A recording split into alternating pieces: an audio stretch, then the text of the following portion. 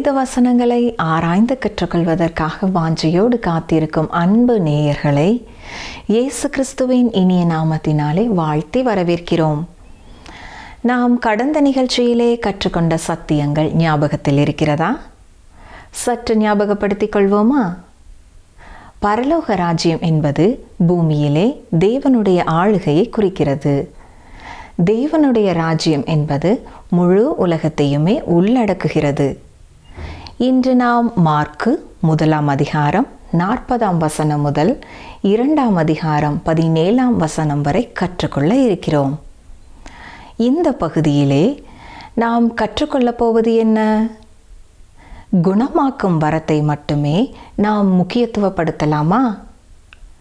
திமிர்வாதக்காரனை யாருடைய வீட்டின் கூரையை திறப்பாக்கி இறக்கியிருப்பார்கள்? அல்பேயுவின் குமாரனாகிய லேவியின் வீட்டிலே இயேசு போஜனம் பண்ணும்போது நடந்தது என்ன? வாருங்கள், இந்த நிகழ்ச்சியிலே இவைகளை குறித்து நாம் அறிந்து கொள்ளலாம். பிரியமானவர்களே, கடந்த நிகழ்ச்சியிலே மார்க் 1 அதிகாரத்திலே இயேசு கிறிஸ்து ஈடுபாடு கொண்ட பல சம்பவங்களை குறித்து நாம் சிந்தித்தோம். இறுதியாக நாம் பார்த்த பொழுது அவர் கலிலேயாவிலே வந்து கப்பர்நகூமை மையமாய்க் கொண்டு தனது பணியை செய்து வந்தார். கலிலேயா பகுதிகளிலே உள்ள ஜெப ஆலயங்களிலே அவர் பிரசங்கித்தார், பிசாசுகளை துரத்தினார், வியாதி உள்ளவர்களை குணமாக்கினார். இப்பொழுது இந்த மார்க் 1 அதிகாரத்திலே சொல்லப்பட்டிருக்கிற கடைசி அற்புதத்தை பார்க்க போகிறோம். இந்த அதிகாரத்திலே நாம் பார்த்த ஒவ்வொரு அற்புதமுமே மனிதனுடைய கண்களுக்கு கடினமானதுதான். இப்பொழுது இங்கே ஒரு குஷ்டரோகியை நாம் பார்க்கிறோம். குஷ்டரோக வியாதி குணமாக்கவே முடியாது என்பதல்ல, ஆனால் இந்த வியாதி சிலருடைய வாழ்க்கையிலே மரணத்திற்கு நேராய் கொண்டு சென்று விடுகிறது. இது சரீரத்தின் அம்சங்களை முடமாக்கி அவன் வேறு எந்த வேலையையும் செய்ய முடியாதவனாய் ஆக்கிவிடுகிறது. சமுதாயத்தை விட்டும் தூர தள்ளிவிடுகிறது. பாருங்கள், மார்க்கு 1 அதிகாரம் 40-41 வசனங்கள். அப்பொழுது குஷ்டரோகி ஒருவன் அவரிடத்தில் வந்து அவர் முன்பாக முழங்கால் படியிட்டு, உமக்கு சித்தமானால் என்னை சுத்தமாக்க உம்மால் ஆகும் என்று வேண்டிக் கொண்டான். இயேசு மனதுருகி கையை நீட்டி அவனை தொட்டு, எனக்கு சித்தமுண்டு, சுத்தமாகு என்றார். மனோதத்துவ ரீதியான ஒரு காரியத்தை இந்த அற்புதத்தில் நாம் கவனிக்க வேண்டும். பொதுவாக யாரும் ஒரு குஷ்டரோகியை தொடுவதில்லை.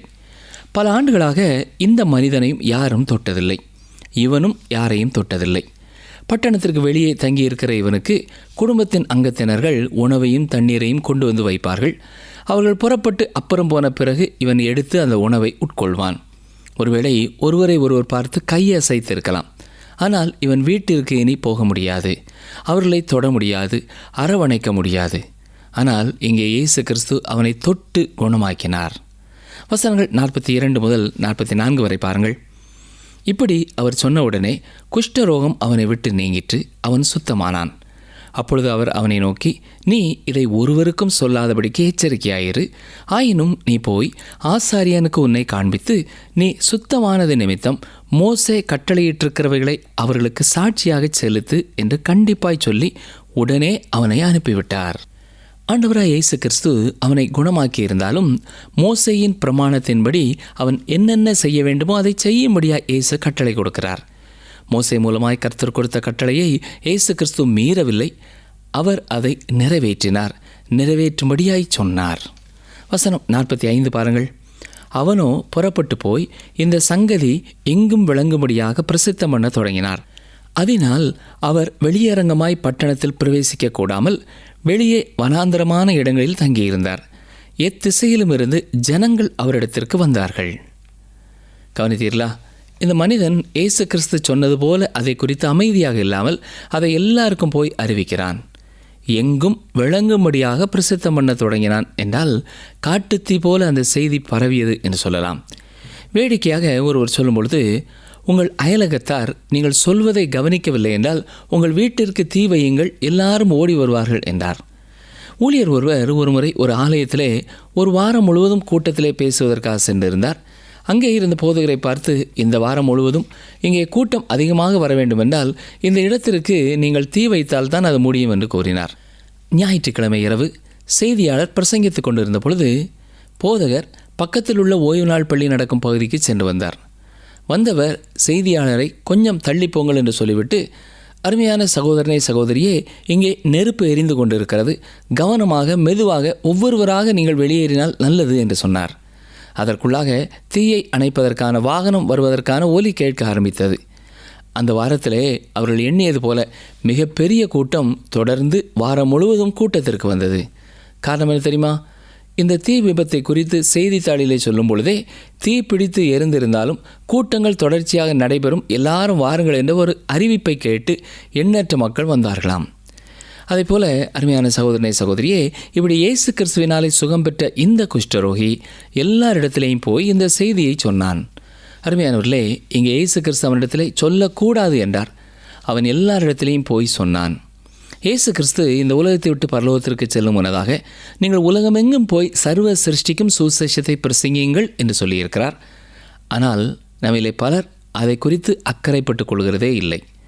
ஒருவருக்கும் நாம் நற்செய்தி சொல்லுகிறதில்லை. அருமையானவர்களே, இந்த சூழ்நிலையை பார்க்கும் பொழுது நம்முடைய கீழ்ப்படியாமையை விட அந்த குஷ்டரோகியின் கீழ்ப்படியாமை பரவாயில்லை என்று சொல்ல வேண்டும். பெரும் கூட்ட மக்கள் வந்தார்கள். இயேசு கிறிஸ்து கப்பர்நகூமை விட்டு வெளியே வனாந்தரத்திலே இருக்க வேண்டிய சூழ்நிலை வந்தது. சரி, மார்க் 2ஆம் அதிகாரத்திற்குள்ளே கடந்து வருவோம்.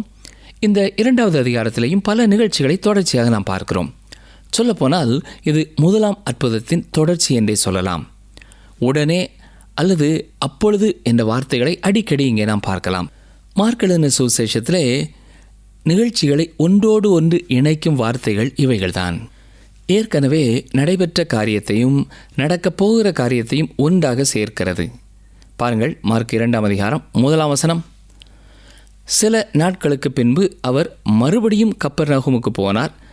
அவர் வீட்டில் இருக்கிறார் என்று ஜனங்கள் கேள்விப்பட்டு. கவனித்தீர்களா? சில நாட்களுக்கு பிறகு அவர் மீண்டும் கப்பர்நகூமுக்குள்ளே போகிறார். அது மட்டுமல்ல, தொடர்ந்து அவருடைய ஊழிய காலம் எல்லாம் இதுவே அவருடைய தலைமையகமாக இருந்தது. ஏற்கனவே முதல் அதிகாரத்தில் நாம் என்ன பார்த்தோம்? இயேசு கூறியது போல அந்த சுகம் பெற்ற குஷ்டரோகி கீழ்ப்படியாமல் எல்லாருக்கும் போய் அதை அறிவித்தான். எனவே ஜனக்கூட்டமானது இயேசு தனது பணியை செய்ய முடியாதபடி நெருக்கியது. எனவேதான் எனக்கு அருமையான சகோதரனை சகோதரியே, இயேசு கிறிஸ்து வெறும் அற்புத அடையாளங்களை மட்டும் செய்கிறவராக வரவில்லை. இயேசு கிறிஸ்து என்றாலே குணமாக்குகிறவர் என்பதை மட்டும் மக்கள் எண்ணிவிடக்கூடாது என்பதை குறித்து அவர் அக்கறை உள்ளவராயிருந்தார். இயேசு தான் செய்த அற்புதங்களை குறித்து மக்கள் பேச வேண்டும் என்று விரும்பவில்லை. ஏனென்றால் ஆவிக்குரிய ஒரு ஊழியத்தோடு கூட அவர் வந்திருந்தார். உலகத்தின் பாவத்திற்காக சிலுவையிலே மரிக்கும்படியாக அவர் வந்தார். இப்படி அவர் குணமாக்குகிறவர் என்பது மட்டும் பிரஸ்தாபமானால் அது நற்செய்தியையே மறைத்துவிடும். அருமையானவர்களே, இன்றைக்கும் குணமாக்கும் வரத்தை குறித்தும் பல்வேறு பாஷைகளிலே பேசுவதை குறித்தும் முக்கியப்படுத்துகிறவர்கள் கவனிக்க வேண்டியது அவை கர்த்தர் கொடுக்கும் வரங்கள் தான். ஆனால் அதற்கு முக்கியத்துவம் கொடுக்கும் பொழுது நாம் குதிரை வண்டியை குதிரைக்கு முன்னதாக வைப்பது போல ஆகிவிடும். அருமையான சகோதரனை சகோதரியே, ஒரு கூட்டத்திற்கு மக்கள் செல்கிறார்கள் என்றால் நற்செய்தியை கேட்டு மனம் திரும்புவதற்காக செல்கிறார்களா? அல்லது அங்கே குணமாக்குதலுக்கும் மற்ற உணர்ச்சி வசப்படும் அனுபவங்களுக்கும் முக்கியத்துவம் கொடுக்கப்படுகிறதா? மார்க் எழுதின சுவிசேஷத்தில் நாம் பார்ப்பது என்ன? இந்த மனிதன் போய் எல்லாரிடத்திலேயும் அதை குறித்து சொன்னபடியினாலே அவர் தன்னுடைய ஊழியத்தை செய்ய திட்டமிட்டபடி செய்ய முடியாதவராக வனாந்தரத்திற்கு புறப்பட்டு போக வேண்டியது இருந்தது. அவர் திரும்ப வந்தபொழுது அதை குறித்து மக்கள் அறிந்து கொண்டார்கள். இங்கே அவர் வீட்டில் இருக்கிறார் என்று சொல்லப்பட்டிருப்பது எந்த வீடு என்ற கேள்வியை எழுப்புகிறது. கப்பர்நகூமுக்கு வந்து பிரசங்கித்த பின்னர் அவர் சென்ற வீடு சீமோன் பேதுருவின் வீடாய் இருந்தது. எனவே அந்த வீட்டை குறித்து தான் இங்கே சொல்லப்பட்டிருக்கிறது என்பதையும் நாம் புரிந்து கொள்ளலாம். அப்படி என்றால் தொடர்ந்து வருகிற வசனங்களிலே நாம் பார்க்கிற சம்பவத்திலே அவர்கள் கூரையை பிரித்தார்கள். சீமோன் பேதுரு எப்படி எல்லாவற்றையும் அமைதலாக பொறுத்து கொண்டார் என்பது ஆச்சரியமாகத்தான் இருக்கிறது. சரி, வசனத்திலே நாம் பார்ப்பது என்ன? இயேசு கிறிஸ்து மறுபடியும் கப்பர்நகூமுக்கு வந்தார். அவர் வீட்டில் இருக்கிறார் என்பதை ஜனங்கள் கேள்விப்பட்டார்கள். வசனம் 2 என்ன சொல்கிறது? உடனே வாசலுக்கு முன்னும் நிற்க இடம் போதாதபடிக்கு அநேகர் கூடி வந்தார்கள். அவர்களுக்கு வசனத்தை போதித்தார். அருமையானவர்களே, இயேசு கிறிஸ்துவனுடைய பிரதானமான பணி கர்த்தருடைய வார்த்தைகளை போதிப்பது. இன்றைக்கும் ஒவ்வொரு ஊழியத்திலேயும் முக்கியமானது கர்த்தருடைய வசனத்தை போதிக்கிறதாய் இருக்க வேண்டும். ஊழியத்திலே ஈடுபாடு கொண்டிருக்கிற எனக்கு அருமையான சகோதரனை சகோதரியே, நீங்கள் வாலிபர் மத்தியிலே பணி செய்தாலும் சரி, சிறுவர் மத்தியிலே பணி செய்தாலும் சரி, சுவிசேஷ ஊழியம் செய்தாலும் சரி, கர்த்தருடைய வார்த்தைக்கு முக்கியத்துவம் கொடுத்து உங்களுடைய பணியை செய்கிறீர்களா என்பதை சற்றே எண்ணி பாருங்கள். ஏசாயா 55ஆம் அதிகாரம் 11ஆம் வசனத்தில் நான் வாசிப்பது என்ன? தன்னுடைய வாயிலிருந்து புறப்படுகிற வசனத்தை குறித்து கர்த்தர் அங்கே சொல்கிறார். அது வெறுமையாய் என்னிடத்திற்கு திரும்பாமல் அது நான் விரும்புகிறதை செய்து நான் அதை அனுப்பின காரியமாகும்படி வாய்க்கும் என்று சொல்லுகிறார். எனவே அருமையானவர்களே, அவர்களுக்கு வசனத்தை போதித்தார் என்பது நமக்கு மகிழ்ச்சி தரும் ஒரு காரியமாயிருக்கிறது. சரி, வசனங்கள் 3-4 பாருங்கள். அப்பொழுது 4 பேர் ஒரு திமிர்வாதக்காரனை சுமந்து கொண்டு அவரிடத்தில் வந்தார்கள். ஜன கூட்டத்தின் நிமித்தம் அவருக்கு சமீபமாய் சேரக்கூடாமல் அவர் இருந்த வீட்டின் மேற்கூரையை பிரித்து திறப்பாக்கி திமிர்வாதக்காரன் கிடக்கிற படுக்கையை இறக்கினார்கள். எழும்பி நடக்க முடியாத ஒரு திமிர்வாதக்காரனை அவனுடைய நண்பர்கள் சுமந்து கொண்டு வருகிறார்கள். அங்கே கூட்டம் அதிகமாக இருந்தபடினாலே வாசல் வழியாய் உள்ளே கொண்டு போக முடியவில்லை. பல இடங்களிலே திருச்சபைகளிலே பல பணிக்காக ஆளுகை குழுக்கள் நியமிக்கப்படுகிறது. அநேக வேளைகளிலே போதகர் இப்படிப்பட்ட குழுக்களை நம்பியே இருக்கிறார். இந்த ஆளுகை குழுக்களை குறித்து சொல்லப்படும் ஒரு காரியம் என்னவென்றால், அதை செய்ய வேண்டும், இதை செய்ய வேண்டும் என்று அநேக குறிப்புகளை எடுப்பார்கள். ஆனால் நேரத்தை வீணாக்குவார்கள். இன்னும் ஒருவர் சொல்கிறார், இந்த குழுவிலே உள்ளவர்கள் தனித்தனியாக எதையுமே செய்ய முடியாதவர்கள். ஆனால் சேர்ந்து எதையுமே செய்ய முடியாதபடி தீர்மானங்களை செய்வார்கள். ஆனால் அருமையான சகோதரனை சகோதரியே, இந்த 4 பேரும் ஒரு குழுவாக இருந்தாலும் சரியான ஒரு தீர்மானத்தை சரியான நேரத்தில் செய்தார்கள். அவர்கள் கூரையை பிரித்து இயேசுவின் பிரசன்னத்திலே அந்த மனிதனை இறக்குகிறார்கள். அப்படி இயேசுவின் முன்னால் அந்த திமிர்வாதக்காரனை இறக்கும் பொழுது, ஐயையோ, நாம் கூட்டத்திற்கு இடைஞ்சல் பண்ணிவிட்டோமோ என்று கூட அவர்கள் நினைத்திருக்கலாம். இந்த நேரத்திலே இயேசு கிறிஸ்து எதை குறித்து போதித்து கொண்டிருந்தார் என்பது நமக்கு தெரியவில்லை. ஆனால் அவருடைய சம்பாஷணை நின்றது. இவ்வாறு கூரையை பிரித்து அந்த மனிதனை முன்னாலே இறக்கி அவர்களை பார்த்து இயேசு கிறிஸ்து புன்முறுவல் பூத்திருப்பார். வசனம் 5 பாருங்கள். இயேசு அவர்கள் விசுவாசத்தை கண்டு திமிர்வாதக்காரனை நோக்கி, மகனே, உன் பாவங்கள் உனக்கு மன்னிக்கப்பட்டது என்றார். அருமையானவர்களே, கவனித்தீர்களா? யாருடைய விசுவாசம்? சுகவீனமாக இருந்த மனிதனுடைய விசுவாசம் அல்ல, அவனை சுமந்து கொண்டு வந்தவர்களுடைய விசுவாசம். அந்த விசுவாசத்தை இயேசு பார்த்தார். ஆனால் அவனை பார்த்து, மகனே, உன் பாவங்கள் உனக்கு மன்னிக்கப்பட்டது என்றார். அவன் மன்னிப்பை பெற்றுக்கொண்டது அவனுடைய விசுவாசமே காரணம். அருமையான சகோதரனை சகோதரியே, தேவ பக்தி உள்ள ஒரு தாயை நீங்கள் பெற்றிருப்பது தவறல்ல. ஆனால் அவர்களுடைய முன் தாவணியை பிடித்து கொண்டே நீங்கள் பரலோக ராஜ்யம் செல்ல முடியாது. தேவனுக்கு பயப்படும் பயமுள்ள ஒரு தகப்பனார் உங்களுக்கு இருக்கலாம். அவர் உங்களை ரட்சிக்க முடியாது. நீங்கள் தனிப்பட்ட விதத்திலே இயேசு கிறிஸ்துவின் மேலே விசுவாசம் வைக்க வேண்டும். இந்த 4 பேரும் விசுவாசத்தோடு அவனை இயேசுவண்டை கொண்டு வந்தபடினாலே இயேசு கிறிஸ்து அவனோடு தனிப்பட்ட விதத்திலே பேசுவதற்கு ஒரு வாய்ப்பு கிடைத்தது. விசுவாசத்தோடு அவனை அங்கே கொண்டு வந்தது இயேசு கிறிஸ்துவை பிரியப்படுத்தியது. அதை அவர் கவனித்த பொழுது அந்த மனிதனோடு கூட தனிப்பட்ட விதத்திலே, மகனே, உன் பாவங்கள் உனக்கு மன்னிக்கப்பட்டது என்று சொல்கிறார். இன்றைக்கும் திருச்சபைகளிலே அதிகமான தேவை யாரென்றால், இப்படி தேவையோடு இருக்கிற சகோதர சகோதரிகளை திருச்சபைக்கு விசுவாசத்தோடு கொண்டு வருகிறவர்கள்தான். அருமையானவர்களே, நற்செய்தி அறிவிக்கப்படும் இடங்களை குறித்து நாம் எத்தனை பேருக்கு அறிமுகப்படுத்தி இருக்கிறோம்? எத்தனை பேரை அழைத்து கொண்டு சென்றிருக்கிறோம்? இன்றைக்கு பற்பல விதமான திமிர்வாதங்களினாலே பாதிக்கப்பட்டவர்கள் நம்மை சுற்றி இருக்கிறார்கள். அவர்களிலே யாரையாவது ஆலயத்திற்கு கொண்டு வரவில்லை என்றால் அவர்கள் வந்து வசனத்தை கேட்கப் போகிறதில்லை. அருமையானவர்களே, இந்த 4 பேருடைய விசுவாசமானது இயேசு கிறிஸ்துவை நேராக சந்திக்கும்படியாக அவனை தூக்கி வரச் செய்தது. வசனங்கள் 6-7 பாருங்கள். அங்கே உட்கார்ந்திருந்த வேத பாரகரில் சிலர், இவன் இப்படி தேவ தூஷணம் சொல்கிறதென்ன? தேவன் ஒருவரே அன்றி பாவங்களை மன்னிக்கத்தக்கவர் யார் என்று தங்கள் இருதயங்களில் சிந்தித்து கொண்டிருந்தார்கள். இங்கே சில எதிராளிகளை பார்க்கிறோம். அவர்கள் வாயை திறந்து பேசுகிறதில்லை, மனதிலே எண்ணிக்கொண்டிருக்கிறார்கள். அவர்கள் மனதிலே எழும்பிய கேள்விகளிலே முதலாவது கேள்வி தவறானது, 2வது கேள்வி சரியானது. எப்படி? அவர்கள் நினைத்தது போல இயேசு தேவதூஷணம் சொல்லவில்லை. ஆனால் அவர்கள் எண்ணியது போல தேவன் ஒருவரே பாவங்களை மன்னிக்கக்கூடியவர் என்பதை அறிந்திருந்தார்கள். அருமையானவர்களே, எந்த ஒரு நியாயாதிபதிக்கும் ஒரு குற்றவாளியை குற்றமற்றவனாக விடுவதற்கு அதிகாரமில்லை. அவன் மேலே சட்டத்தை கடைபிடிக்க செய்ய வேண்டும். தேவனே ஒழுக்க நெறிகளை உருவாக்கியவர். அந்த சட்டத்திட்டங்களை அவரும் காத்து கொள்ள வேண்டியவர். அவர் சட்டத்திட்டங்கள் இல்லாத ஒருவராய் இருக்க முடியாது. ஏனென்றால் அவர் நீதிபரர். நியாயப்பிரமாணத்தை உண்டு பண்ணின அவர் அந்த நியாயப்பிரமாணத்திற்கு கீழ்ப்படிந்தார். நியாயப்பிரமாணம் முறிக்கப்பட முடியாதது, மாற்றப்பட முடியாதது. எனவே நானும் நீங்களும் தேவனுக்கு முன்பாக குற்றமுள்ளவர்களாக காணப்படுகிறோம். நமக்கு பாவ மன்னிப்பு தேவை. அவர் பாவத்தை மன்னிக்கிறார். அருமையானவர்களே, அவர் பெரிய இருதயமுடையவராய் இருப்பதினாலே பாவங்களை மன்னிக்கிறார் என்று தவறாக நாம் எண்ணிவிடக்கூடாது. அவர் நம்முடைய பாவங்களை மன்னிக்கிறார். ஏனென்றால் இயேசு கிறிஸ்து நம்முடைய பாவங்களுக்கான தண்டனையை சுமந்து தீர்த்து விட்டார். இயேசு கிறிஸ்து அங்கே தேவ தூஷணம் சொல்லவில்லை. ஏனென்றால் அவரே தேவனாய் இருக்கிறார். அவர் பாவத்தை மன்னிக்க முடியும். ஏனென்றால் எனக்கும் உங்களுக்கும் இந்த உலகத்தில் உள்ள எல்லாருக்கும் ரட்சிப்பை உண்டு பண்ணுவதற்காகவே அவர் வந்தார். சரி, மார்க்கு 2ஆம் அதிகாரம் 8ஆம் வசனம். அவர்கள் தங்களுக்குள்ளே இப்படி சிந்திக்கிறார்கள் என்று இயேசு உடனே தம்முடைய ஆவியில் அறிந்து அவர்களை நோக்கி, நீங்கள் உங்கள் இருதயங்களில் இப்படி சிந்திக்கிறதென்ன? இந்த மனிதர்கள் வாயை திறந்து பேசவில்லை. கவனித்தீர்களா? இதை குறித்து அவர்கள் மனதிலே எண்ணுகிறார்கள். அவர்களை இயேசு கிறிஸ்து வெளியே இழுக்க முற்படுகிறார். அவர் தங்களுக்கு சரியான பதிலடி கொடுப்பார் என்பதை அறிந்திருந்துதான் வாயை திறந்து பேசாமல் இருந்தார்கள். எனவே தான் இயேசு கிறிஸ்து அவர்களை பார்த்து என்ன சொல்கிறார்?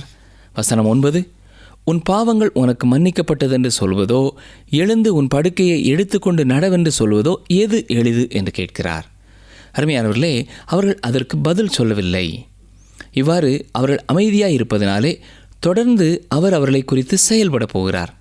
அவர்கள் என்ன நினைத்து கொண்டிருக்கிறார்கள் என்பது அவருக்கு தெரியும்.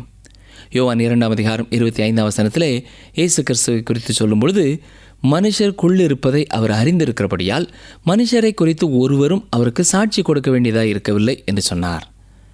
எனவே அவர்கள் முன்னாலே இந்த கேள்வியை வைக்கிறார். உன் பாவங்கள் உனக்கு மன்னிக்கப்பட்டது என்று சொல்வதோ, எழுந்து படுக்கையை எடுத்துக்கொண்டு நடவென்று சொல்வதோ எது எளிது? அவர்கள் இப்பொழுதும் வாயை திறந்து பதில் சொல்லாவிட்டாலும் இரண்டை செய்வதுமே முடியாது என்றுதான் உள்ளத்திலே சொல்லிக் கொண்டிருந்திருப்பார்கள். தேவனால் மட்டுமே இது இரண்டும் கூடும். இதை அறிந்தவராகத்தான் இயேசு கிறிஸ்து அந்த மனிதனை பார்த்து, உன் படுக்கையை எடுத்துக்கொண்டு உன் வீட்டுக்கு போ என்று உனக்கு சொல்கிறேன் என்று சொல்கிறார். பாருங்கள், மார்க் 2ஆம் அதிகாரம் 10ஆம் 11ஆம் வசனங்கள். பூமியிலே பாவங்களை மன்னிக்க மனுஷகுமாரனுக்கு அதிகாரம் உண்டென்பதை நீங்கள் அறிய வேண்டும் என்று சொல்லி திமிர்வாதக்காரனை நோக்கி, நீ எழுந்து உன் படுக்கையை எடுத்துக்கொண்டு உன் வீட்டுக்கு போ என்று உனக்கு சொல்லுகிறேன் என்றார். ஸ்காட்லாந்து தேசத்து வேத பண்டிதர் ஒருவர் இதை குறித்து வியாக்கியானம் கொடுக்கும் பொழுது, உன் படுக்கையை எடுத்துக்கொண்டு நட என்று சொன்னதற்கு காரணம், மீண்டுமாக அவன் படுக்கையிலே விழப்போவதில்லை, இனி அவன் நடக்கப் போகிறான் என்பதற்காகத்தான் என்று கூறுகிறார். இயேசு அவனை குணமாக்கிய பொழுது அவன் பரிபூரண சுகத்தோடு புறப்பட்டு போகிறான். வசனம் 12 பாருங்கள். உடனே அவன் எழுந்து தன் படுக்கையை எடுத்துக்கொண்டு எல்லாருக்கும் முன்பாக போனான். அப்பொழுது எல்லாரும் ஆச்சரியப்பட்டு, நாம் ஒரு காலம் இப்படி கண்டதில்லை என்று சொல்லி தேவனை மகிமைப்படுத்தினார்கள். கவனித்தீர்களா? மார்க் எழுதின சுவிசேஷம் செயல்பாடு நிறைந்த ஒரு சுவிசேஷம் என்று சொன்னேன். இங்கேயும் இந்த அற்புதத்திலே செயல்பாடு நிறைந்திருப்பதை நாம் பார்க்கிறோம். வசனங்கள் 13, 14 வாசிக்கிறேன். அவர் மறுபடியும் புறப்பட்டு கடல் அருகே போனார். அப்பொழுது ஜனங்கள் எல்லாரும் அவரிடத்தில் வந்தார்கள். அவர்களுக்கு போதகம் பண்ணினார். அவர் நடந்து போகையில் அல்பேயுவின் குமாரனாகிய லேவி ஆயத்துறையில் உட்கார்ந்திருக்கிறதை கண்டு, எனக்கு பின் சென்று வா என்றார். அவன் எழுந்து அவருக்கு பின் சென்றான். தொடர்ந்து இங்கேயும் செயல்களை குறித்தே வாசிக்கிறோம். இதுவும் ஒரு அற்புதமாக இல்லை என்றாலும் மார்க் எழுதின சுவிசேஷத்திலே தொடர்ச்சியாக பல நிகழ்ச்சிகளையே நாம் பார்க்கிறோம். லேவி அல்லது மத்தேயுவின் அழைப்பை குறித்து இங்கே வாசிக்கிறோம். இந்த மத்தேயு லேவி கோத்திரத்தான். கவனித்தீர்களா? பெரியமானவர்களே, இவன் ஆசாரிய வம்சத்திலே வந்தவனாய் இருந்தாலும் அவன் ஒரு ஆயக்காரனாய் இருந்திருக்கிறான். தொலைந்து போன 10 கோத்திரத்தாரை குறித்த ஒரு விடையை இது கொடுக்கிறது. யூதாவை தவிர மற்றொரு கோத்திரத்து மனிதனை இங்கே நாம் பார்க்கிறோம். லேவி கோத்திரத்து மனிதன் ஒருவனை இயேசு கிறிஸ்து இங்கே தனது சீடனாக தெரிந்து கொள்கிறார். அருமையான சகோதரனை சகோதரியே, கர்த்தருடைய ஊழியத்திற்கென்று வந்த சிலர் உலகத்தினாலோ செல்வத்தினாலோ இழுக்கப்பட்டு மற்ற பணிகளுக்கு போவதை குறித்து இன்றைக்கும் நாம் கேள்விப்படுகிறோம். அது வேதனை நிறைந்தது. ஆனால் இங்கே அப்படிப்பட்ட ஒரு மனிதனை இயேசு மீட்டு எடுக்கிறார். கர்த்தருடைய பணியிலே இருக்கிற நீங்கள் ஒருவேளை வேறு ஒரு தொழிலை செய்ய வேண்டுமா என்பதை குறித்து யோசித்துக் கொண்டிருப்பீர்கள் என்றால் அது சரியானது அல்ல என்பதை உணர்ந்து கொள்ள வேண்டும். மத்தேயுவாகிய லேவியை இயேசு அழைப்பது ஒரு குறிப்பிடத்தக்க ஒரு சம்பவம்.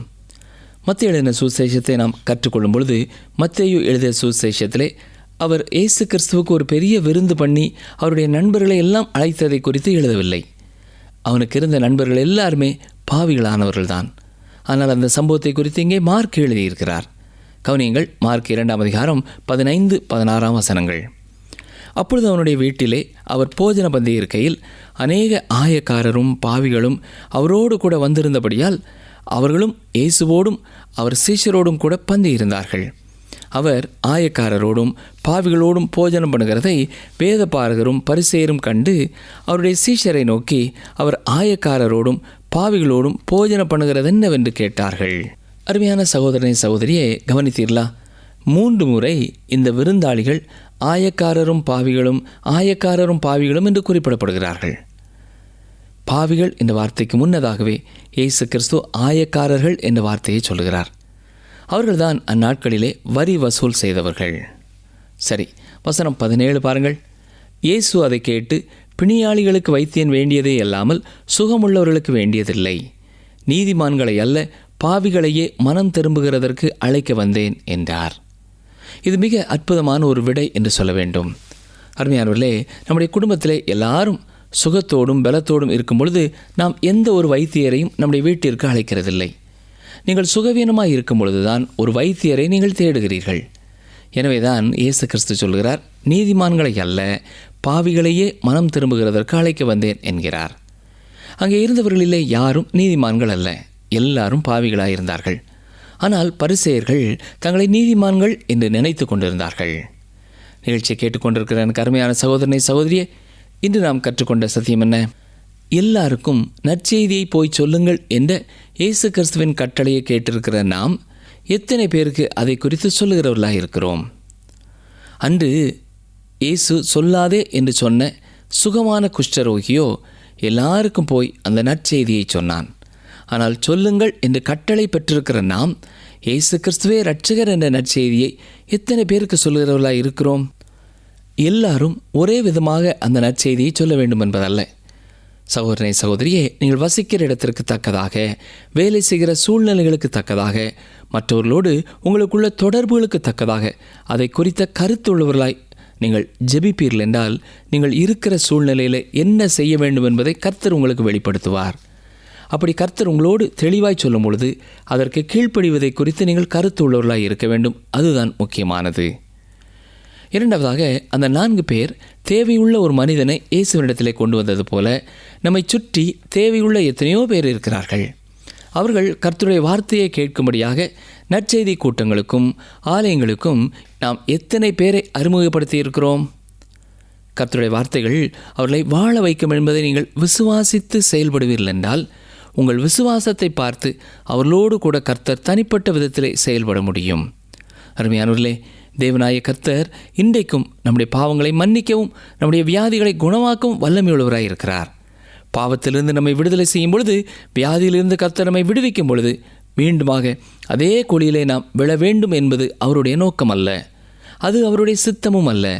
அவர் நம்மை விடுதலை செய்ததை குறித்து, அவர் நம்மை குணமாக்கியதை குறித்து உண்மையாகவே அவருக்கு நாம் நன்றி செலுத்துவோம் என்று சொன்னால், விடுதலை செய்யப்பட்ட அன்று மட்டுமல்ல, ஒவ்வொரு நாளும், ஒவ்வொரு மாதமும், ஒவ்வொரு வருடமும் நாம் அதை நினைத்தவரை துதிக்கும் பொழுது அவரே தொடர்ந்து நம்முடைய பலனாக இருப்பார். ஜெபிப்போமா? எங்களை அதிகமாக நேசிக்கிற எங்கள் அன்பின் ஆண்டவரே, இன்றைக்கும் நாங்கள் கேட்ட உம்முடைய வசனங்களுக்காக உமக்கு ஸ்தோத்திரம் செலுத்துகிறோம். எங்கள் ஒவ்வொருவருடைய உள்ளத்திலேயும் நீர் எழுப்பியிருக்கிற சிந்தனைகளுக்காக நாங்கள் உமக்கு ஸ்தோத்திரம் செலுத்துகிறோம். ஊழியம் செய்ய வாஞ்சியுள்ள பிள்ளைகளுக்கு ஊழிய வாசல்களை கர்த்தரே திறந்து தாருமையா.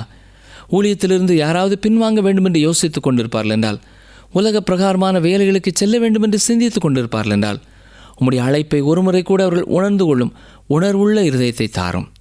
எங்களிலே யார் யார் எந்தெந்த இடங்களிலே எப்படி எப்படி மற்றவர்களை உம்மண்டை அழைத்து வர நீர் சித்தமாயிருக்கிறீரோ அதை புரிந்து செயல்பட உம்முடைய பரிசுத்த ஆவியானவரின் பலனையும் உம்முடைய பரிசுத்த ஆவியானவரின் ஞானத்தையும் வல்லமையையும் கிருபையும் நீரே தந்தருளும். நிகழ்ச்சியை கேட்டுக்கொண்டிருக்கிற ஒவ்வொரு சகோதரனையும் சகோதரியையும், சின்ன தம்பிமார் தங்கைமாரையும், வாலிபர்களையும் வயோதிபர்களையும் கர்த்தரை ஆசீர்வதித்து வழி நடத்துவீராக. இயேசு கிறிஸ்துவின் இன்ப நாமத்தினாலே மனத்தாழ்மையோடு ஜெபிக்கிறோம் பிதாவே, ஆமேன். நேயர்களே, இந்த நாளில் நாம் கற்றுக்கொண்ட சத்தியம் என்ன? இயேசு கிறிஸ்துவினுடைய பிரதானமான பணி கர்த்தருடைய வார்த்தைகளை போதிப்பது. உங்கள் பெற்றோரின் விசுவாசத்தினால் நீங்கள் பரலோகம் செல்ல முடியாது. உங்களுக்கு இயேசுவின் மேல் தனிப்பட்ட விசுவாசம் தேவை. தேவன் ஒருவரே பாவங்களை மன்னிக்கக்கூடியவர். இயேசு கிறிஸ்து எப்பொழுதும் பரிபூர்ணமாக குணமாக்கக்கூடியவர். இயேசு கிறிஸ்துவின் சீஷனாகிய மத்தேயு லேவி கோத்திரத்தான்.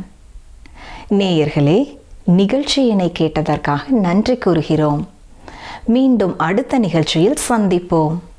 கர்த்தர் உங்களை ஆசீர்வதிப்பாராக.